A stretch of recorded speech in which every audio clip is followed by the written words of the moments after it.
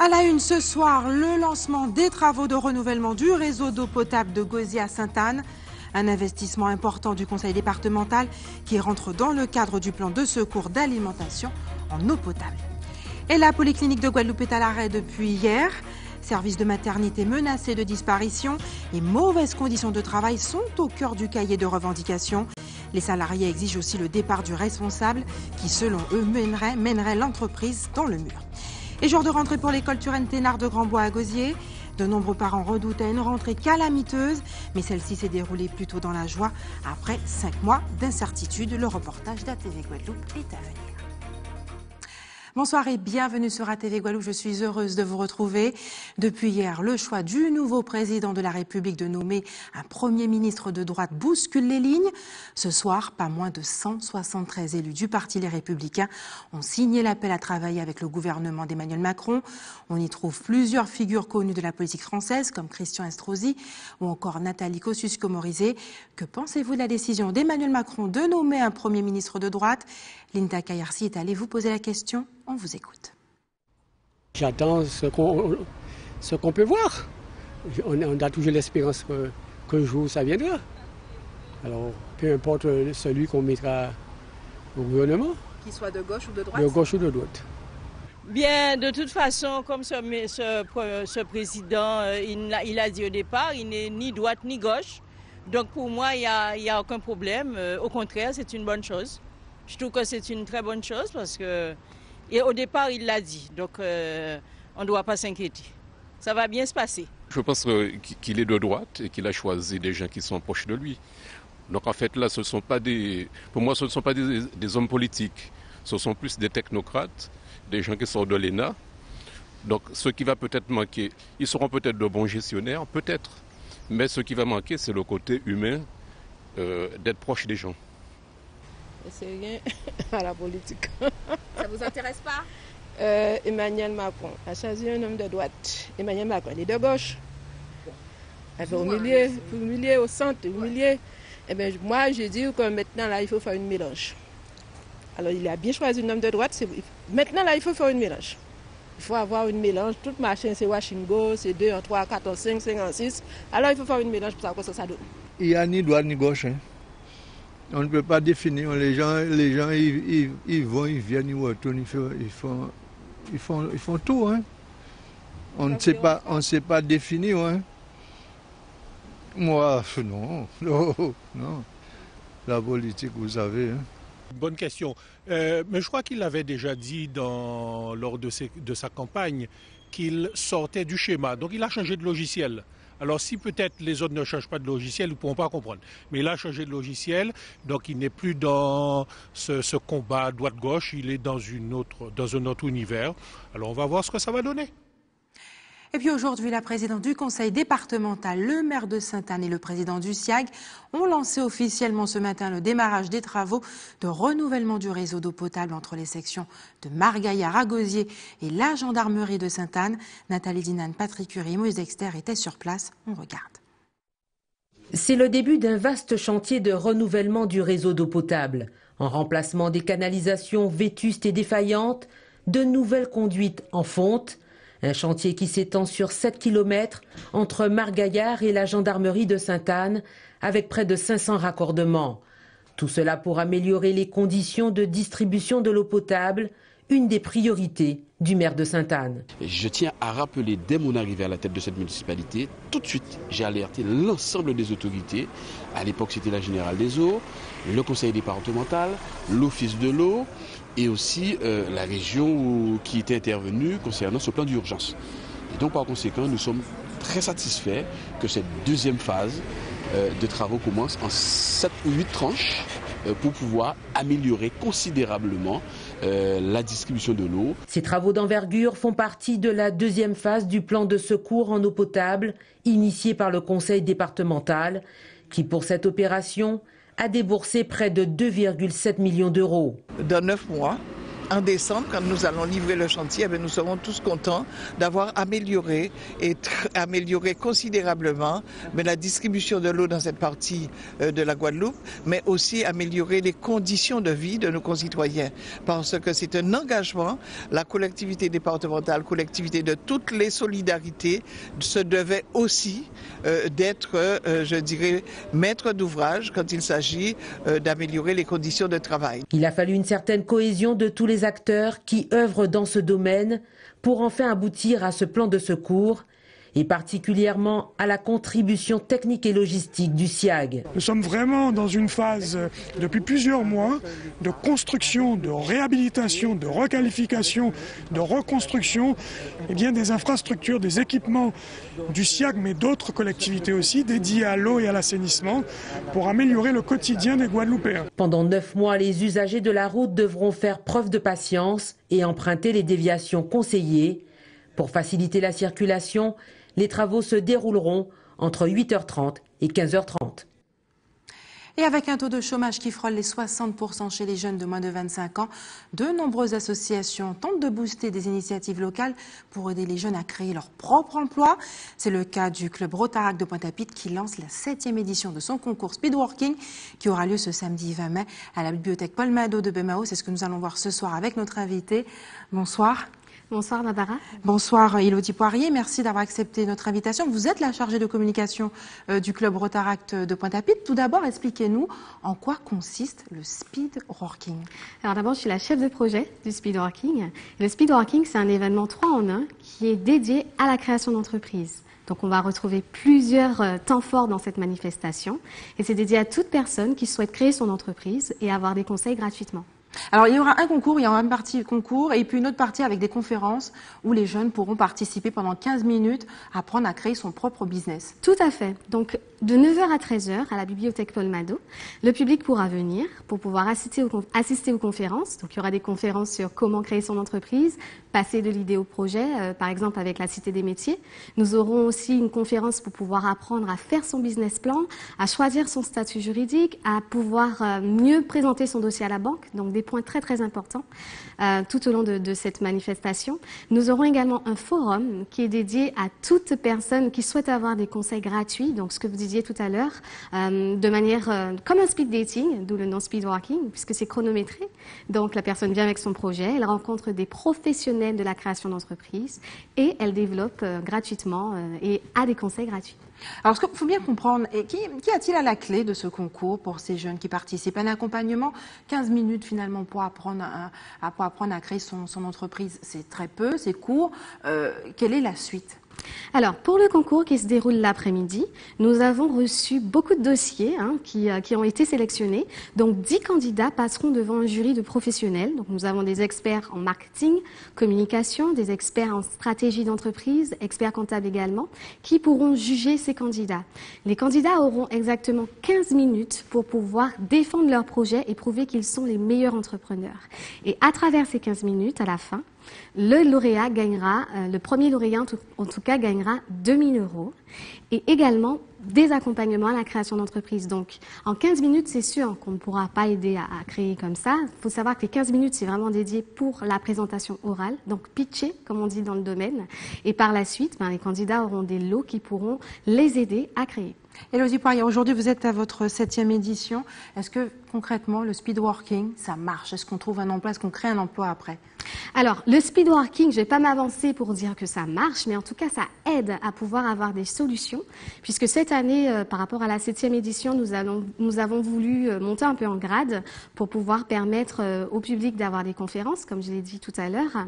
Le speedworking, c'est aussi par rapport, on le voit par rapport au nombre de dossiers qu'on a reçus, qui ne cesse d'augmenter. Donc il y a vraiment un engouement autour du concours et de plus en plus on essaie de s'améliorer. Un engouement autour du concours, mais est-ce que vous avez des exemples de personnes qui ont réussi finalement, qui ont pérennisé leur société? Tout à fait. On a Mélissa Miati qui est la lauréate de l'année dernière, donc qui a pu faire sa société grâce au speedworking. Et nous avons également Elodie Blitord qui est en train de créer, donc qui a été aussi lauréate du speedworking et qui est en train de créer un projet très connecté. Est-il toujours possible de s'inscrire? dire pour les jeunes qui nous regardent ce soir, Élodie? Malheureusement non, puisque les candidatures sont déjà terminées, étant donné que le concours a lieu samedi. Toutefois, le speedwalking est un événement annuel, donc j'invite toutes les personnes qui souhaitent se lancer dans la création d'entreprise, obtenir un peu de financement et surtout des conseils, à pouvoir nous suivre. Nous avons une page sur le réseau social très connu, que je ne citerai pas, c'est le Club Rotaract de Pointe-à-Pitre. Et à travers cette page, vous pourrez suivre ce que fait le Club Rotaract et pouvoir vous inscrire l'année prochaine pour le speedwalking. Alors ce n'est pas la première fois qu'on reçoit un représentant du Rotaract, précisément du Club de Pointe-à-Pitre. On a le sentiment que vous êtes plutôt actif au niveau des actions, au niveau des jeunes. Quels sont les secteurs que vous privilégiez? Alors, on privilégie avant tout les secteurs qui touchent à la jeunesse. Je prends par exemple une action que nous avons menée pendant 3 ans qui s'intitule Jeunesse en santé et qui avait pour but de pouvoir aider les jeunes en situation d'obésité à pouvoir perdre du poids. Par exemple, la création d'entreprises par rapport au speedwalking.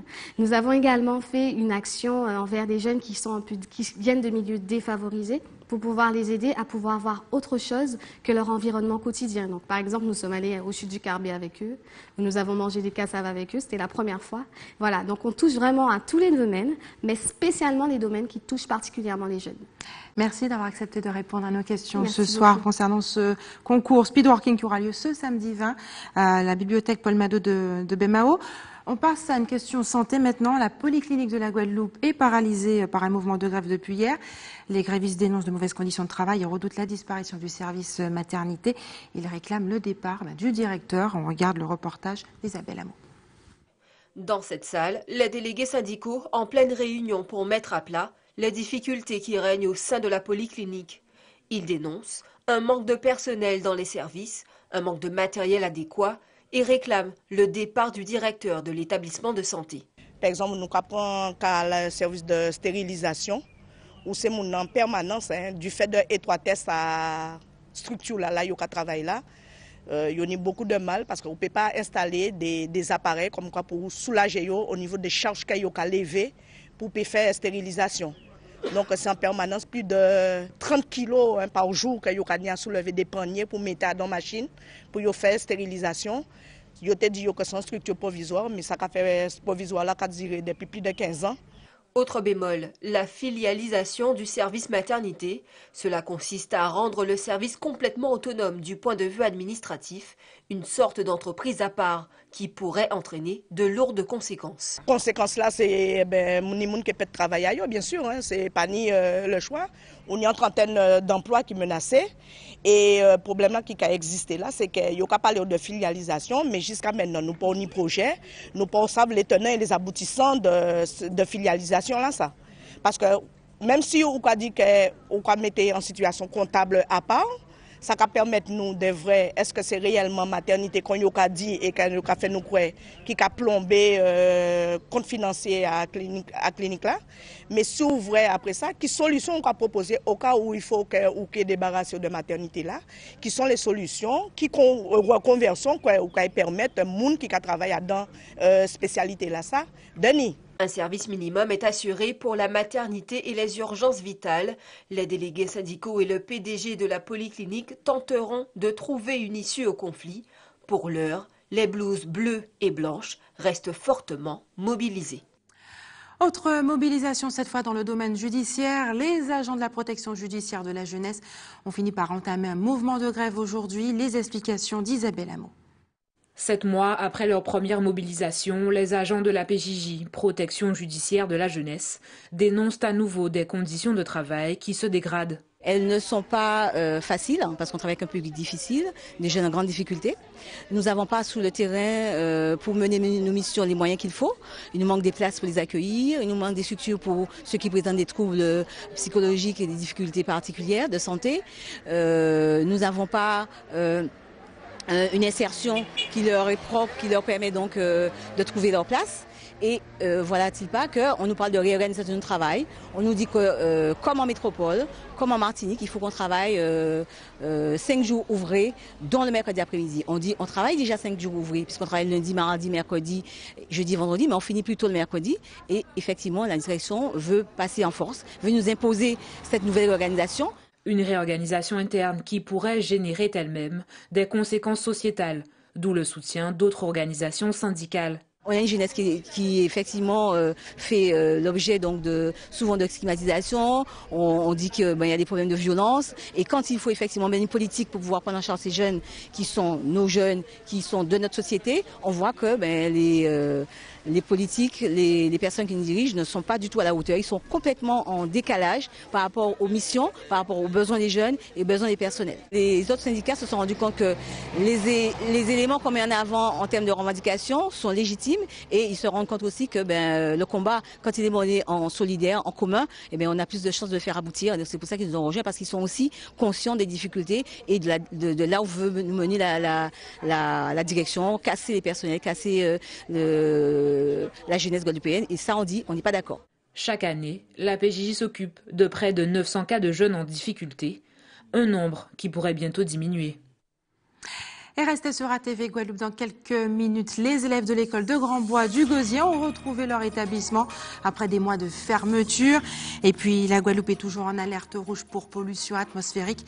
Nous ferons le point avec l'association Guader. Et depuis 3 semaines, une épidémie de conjonctivite touche la Guyane. Une épidémie due principalement par les nombreux cas de personnes non traitées qui en contaminent d'autres. Reportage Charlotte Fleury.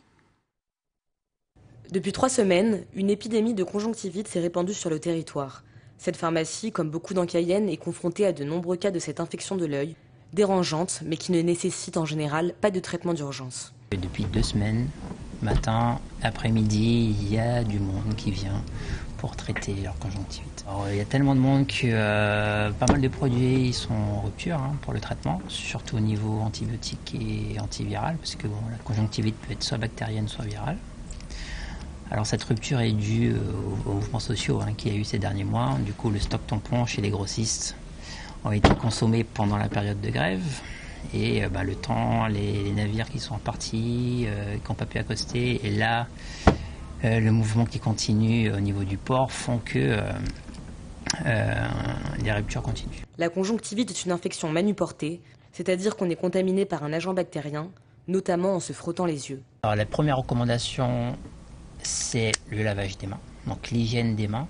Ensuite, les recommandations pour le traitement, c'est des lavages oculaires 4 à 6 fois par jour et traitement avec un collier antiseptique qui sont disponibles depuis hier et aujourd'hui en pharmacie, parce que je crois que les grossistes ont reçu le nécessaire aujourd'hui, donc ils seront disponibles.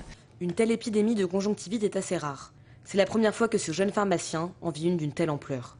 Ça, je pense aussi que c'est dû au fait que les personnes qu'on ne peut pas traiter immédiatement à cause des ruptures, ce temps on ne peut pas les traiter, c'est le temps où ils contaminent d'autres personnes.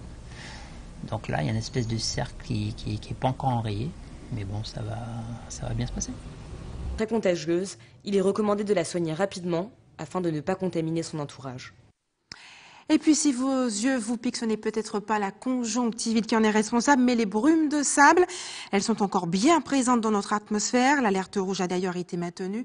On écoute les explications de la chargée de communication de l'association Guader, interrogée par Karen Diam. Depuis samedi, on a un épisode de brume de sable qui traverse l'ensemble de la Cantillère, y compris la Guadeloupe. Donc les concentrations sont restées assez élevées et ont dépassé le seuil d'information et de recommandation de 50 microgrammes par mètre cube relatif au PM10, aux particules. Donc suite à la persistance de cet épisode, la préfecture de Guadeloupe a déclenché le niveau rouge sur persistance pour un épisode de pollution lié aux particules. C'est-à-dire on distingue 2 niveaux d'alerte, le niveau orange et le niveau rouge. Donc pendant 3 jours, on a été de niveau orange et donc suite à la persistance justement de cet épisode, on a élevé le niveau d'alerte qui est passé au niveau rouge, mais sur persistance. Et ce mardi avait un air de rentrée scolaire pour les élèves de l'école Turenne Thénard de Grand-Bois à Gosier.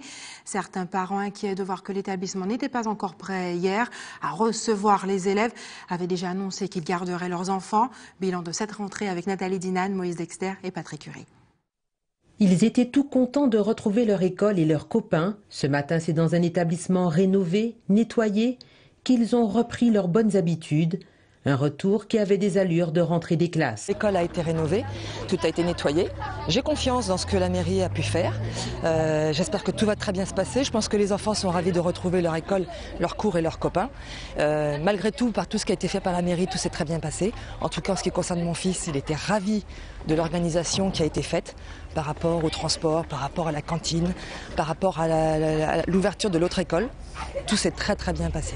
Un retour à la normale pour des parents dont l'organisation avait été bousculée, particulièrement ceux qui avaient des enfants en maternelle et en primaire. C'était difficile parce qu'ils savaient c'était chacun dans des écoles différentes pour toutes les activités qu'ils ne faisaient pas avant, donc il va reprendre. Donc tout devient à la normale comme avant, j'espère. C'est beaucoup plus facile pour nous, hein. Déjà c'est beaucoup plus proche. Et donc du coup au niveau organisation, embouteillage, ça prend c'est un peu moins tôt déjà pour réveiller les enfants. Et puis voilà quoi, donc tout va avec, bien sûr. Malheureusement ma fille fait partie de ceux qui se sont bien adaptés à l'école là-bas et qui préfèrent rester là-bas. Mais bon. Les équipes techniques en collaboration avec les enseignants ont mis les bouchées doubles hier pour aménager les classes et faciliter la réintégration des enfants dans leur espace. La rentrée a pu se faire dans de bonnes conditions. C'est sûr qu'il y a des cabas et des choses à ranger, mais ça, ce sont les aléas d'un déménagement. Mais les salles sont propres, les enfants ont pu réintégrer l'école correctement. Donc on a monté notre petit morne, on est resté au soleil comme d'habitude, après on est rentré et chacun était dans sa salle, donc rejoindre son enseignant. Tout le monde affichait un sourire radieux ce matin, les enfants les premiers. Ils étaient prêts à reprendre. Il ne reste qu'un mois et demi d'école. Et c'est l'heure des informations pratiques. Maintenant, l'équipe de l'établissement français du sang vous donne rendez-vous demain au centre commercial de Destrélan à Bemao de 13h à 17h30. Et enfin, si vous avez des informations à nous communiquer, n'hésitez pas à nous appeler au 60 11 2 fois. Et voilà, c'est la fin de notre édition locale et régionale, mais restez sur ATV Guadeloupe. Dans un instant, Eddy Planté pour Questions directes.